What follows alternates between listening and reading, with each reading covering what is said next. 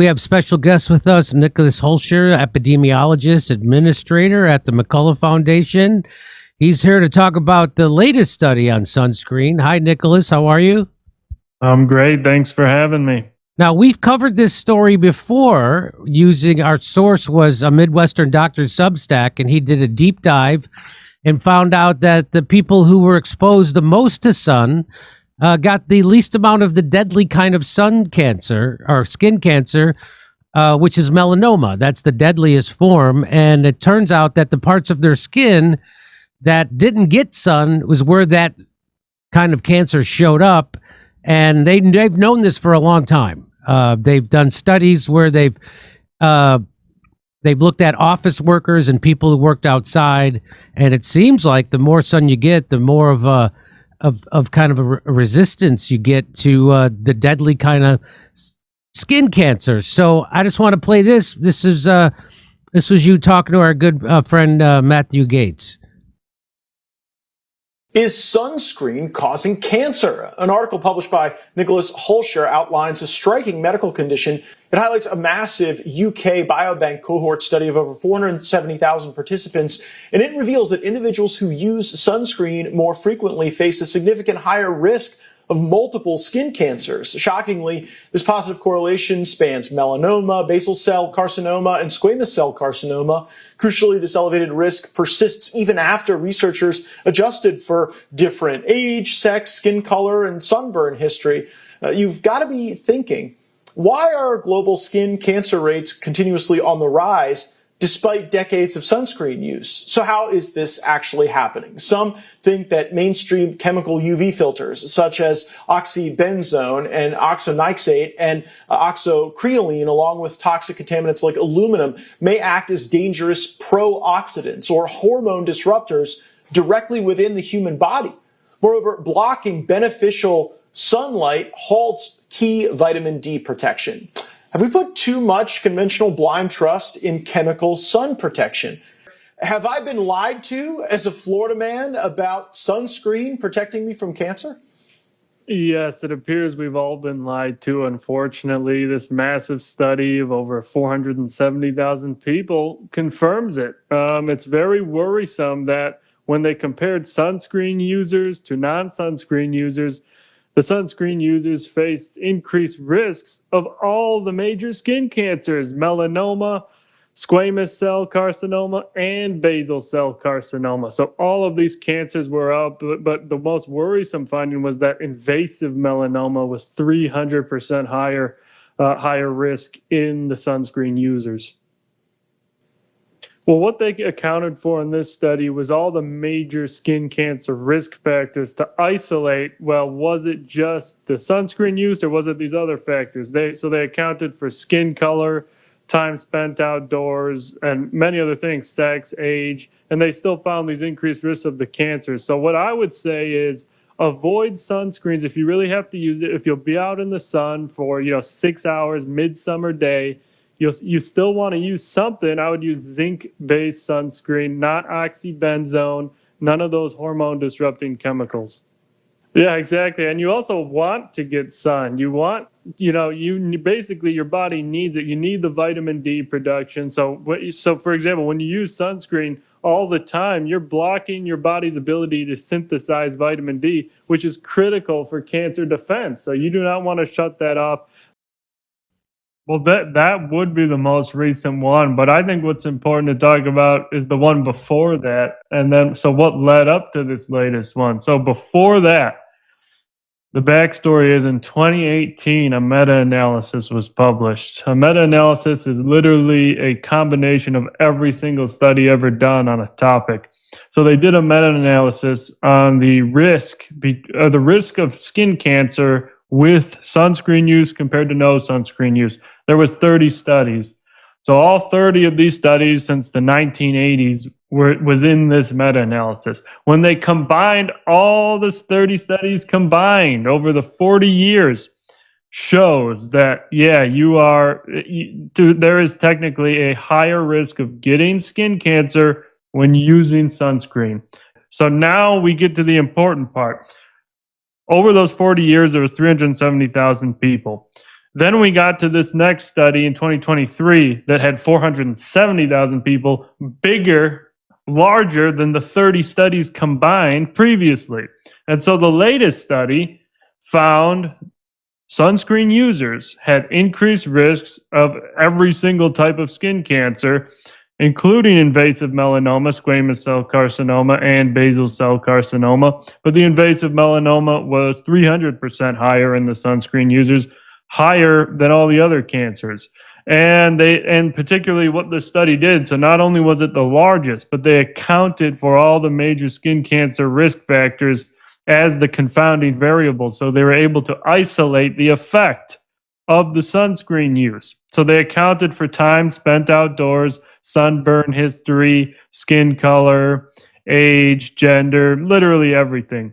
And so that's the state of the epidemiological evidence that, yeah, you use sunscreen, you're at an increased risk of skin cancer.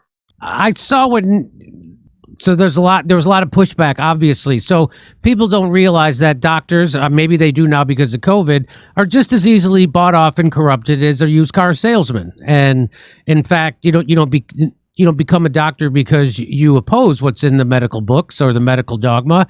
You get to become a doctor because you go along with it, and they weed out the people who are rebels.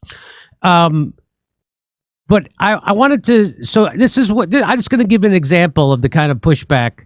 So this guy asks Gemini, so it asked AI, and he says, no, this is completely false, meaning everything you just said. This claim is a classic piece of online misinformation that heavily distorts how scientific data works. There is no legitimate scientific study showing that sunscreen inherently causes or increases your risk of skin cancer. Now, that's not true, is that? That's not true. Literally, again, all 30 studies combined of the past 40 years shows actually the risk is increased. I mean, so these individuals, I don't know, they just conflate.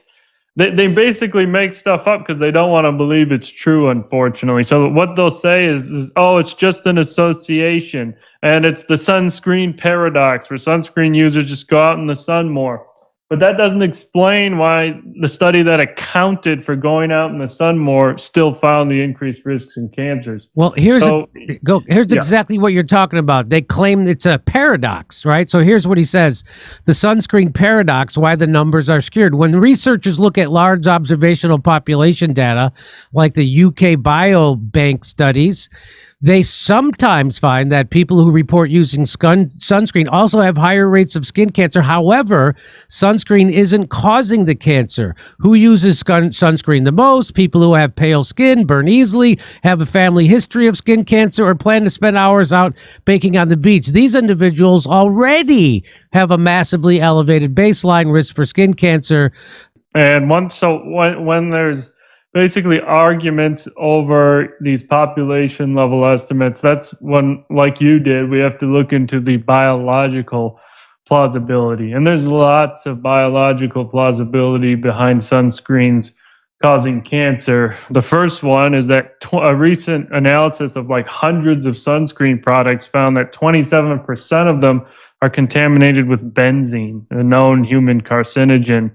And so now that we have a JAMA study showing that sunscreen ingredients are rapidly absorbed into the bloodstream upon topical administration, that means the benzene is rapidly absorbed deep into the skin.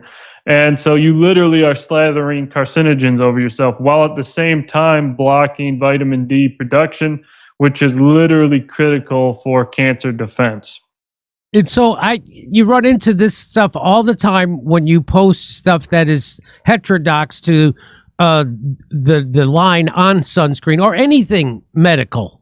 And so you get these doctors who, I don't know where they got their degrees, but this isn't one of them.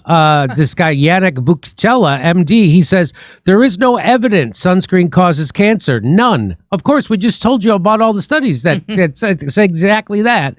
The link between unprotected sun exposure and skin cancer, all types, is one of the most well-established findings in oncology. Well, I would say it's one of the most well-established narratives in oncology, not actually a finding. Would you agree with that?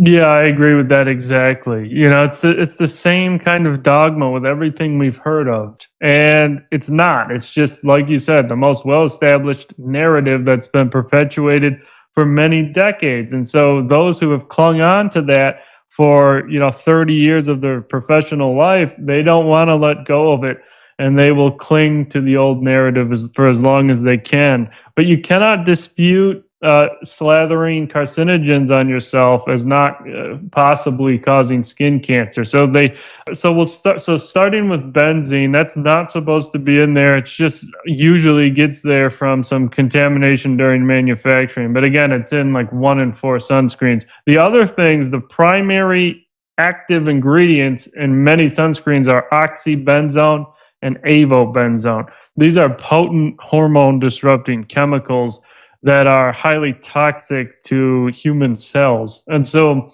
that just simply in and of itself, disrupting your hormones and throwing your body out of homeostasis will promote cancer growth. And again, those are literally the primary ingredients, avobenzone and oxybenzone in many of these sunscreens. And I said, honestly, I feel bad for the people who go for your and this is right from Live Science, cancer-causing chemical found in 78 sunscreen products.